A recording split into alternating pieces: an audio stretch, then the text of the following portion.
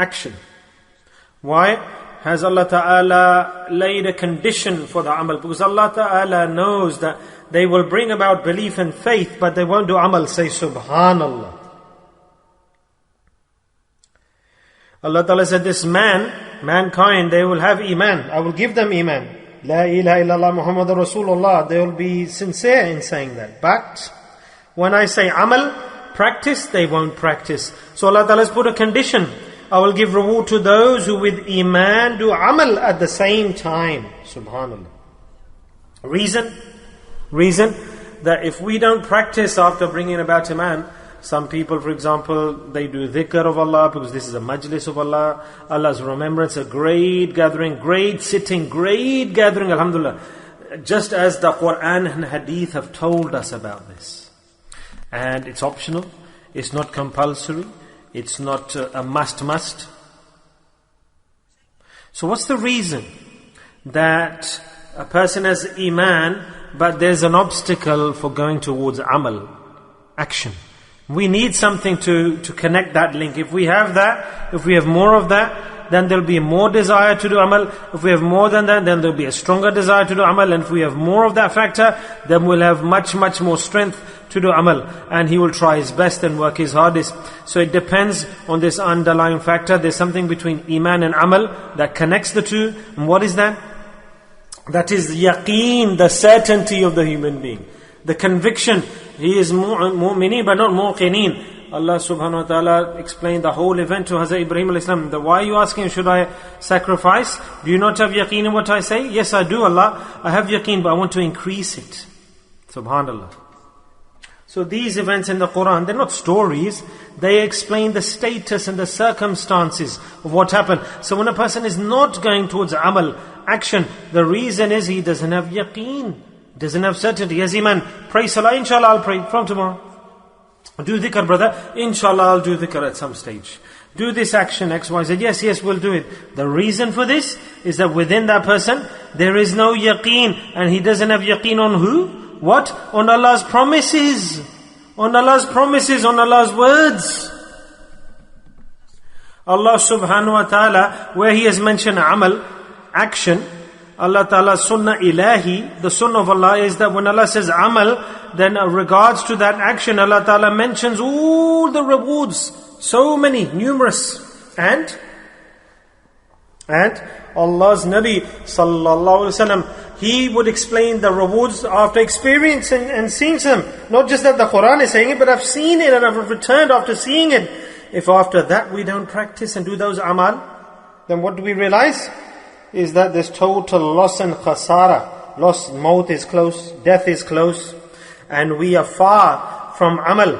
Those treasures, those jewels that will be useful to us, that will assist us. We will be desperate for them in thereafter, and they are permanent forever. So how can a person imagine that he's lazy, neglectful on those things that are permanent? If there's a river flowing through your home and you don't get wet, if there's a river of milk and honey and we don't benefit from the taste, imagine. What is the reason? What is the reason? We speak about dhikr, Allah's remembrance, and the child came and said to me that there's a lot of dhikr, can I reduce it? How much? And he said, can I reduce it more? I said, how much more? Tell me, why? Because it's difficult, it seems difficult for me. So what's this? Difficulty in doing dhikr? Because we don't have yaqeen. Whoever remembers me and does my dhikr, for that person I will construct mansions in paradise. Mansions. Once if you say subhanallah, Allah says, I promise in Jannah, paradise, I will construct a tree for you. If you say subhanallah once, is this not the case? We don't have yaqeen, etc. As they were traveling, they saw a certain location in Jannah. The Prophet ﷺ, he liked that location so much, he stopped. He started to look at the scene. And he saw an individual. This individual was immersed, drowned in the nur, the light of paradise. So much light that the Prophet ﷺ stopped himself. Imagine how much nur and light there's in paradise. Rasulullah stopped, looked at him, watched him and asked Jibreel that Jibreel, who is this individual? Is this an angel, a Nabi, a prophet? Who is this individual? Who is this person? Who is immersed in the nur of paradise? And Jibreel alayhi salam replied, Ya Rasulullah, this is your ummati. My ummati? Member of my ummah? Which amal did he perform? What actions did he implement? And Jibreel alayhi salam replied, Rasulullah, you mentioned that he did so much dhikr, he remembered Allah, he had belief and certainty. What did he do? And Jibreel alayhi salam replied that he used to remember Allah abundantly, high quantity. Now why has this event come up? Why are we discussing this? For this reason, that we should take our yaqeen and sensitivity to such a high level that there should be nobody who's left who doesn't do dhikran kathira. High quantity of dhikr, a high abundance of dhikr. Tell me, all the actions of the world, Allah Ta'ala hasn't said, as Allah or His Rasul Sallallahu Alaihi Wasallam said, about, have they given rewards for any other action? More amalu salat. We say, no, reduce, less. And he makes that the teacher ashamed, that why are you forcing me to do dhikr? Why have you sat us down there? Why are you forcing us to do this? Allah's Nabi says, is this the man? He's immersed in the nur, the light of Jannah. You can read this hadith. You can see this hadith. And he was a person who did the dhikr of Allah in high quantity, abundance. The commentary of doing dhikr in high quantity, in abundance, what's the meaning? A person who regularly, consistently sits after Fajr and does dhikr, and after Maghrib or Isha he sits regularly to do dhikr. Allah Ta'ala says that he will be included amongst those who did dhikran kathira. Subhanallah, he will rise with those people. Subhanallah. But you can't even do that much. Difficult for us. Just now I've told you one hadith.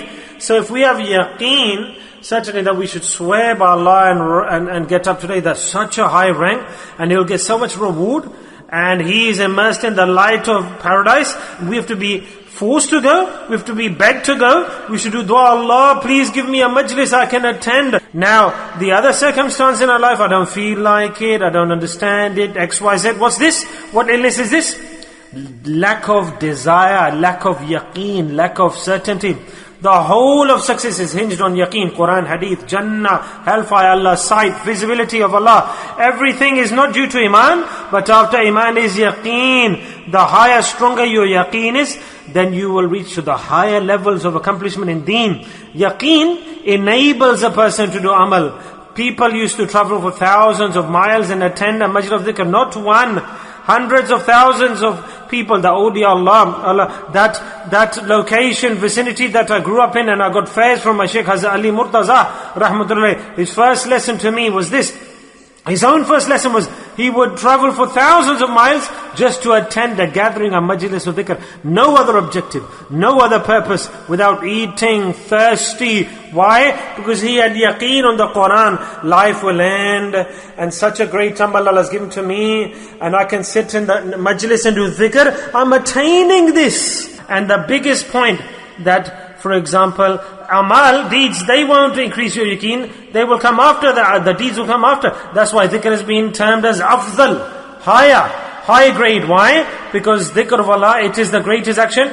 Because the more you do dhikr, the more your yaqeen will strengthen, and the more your deeds will strengthen and improve. Every amal, a deed is conditional upon the dhikr of Allah. And that's why it's stated, wala dhikrullahi akbar. Whoever grabs hold of the line of dhikr is a person for salah who does hajj, and he's got iman.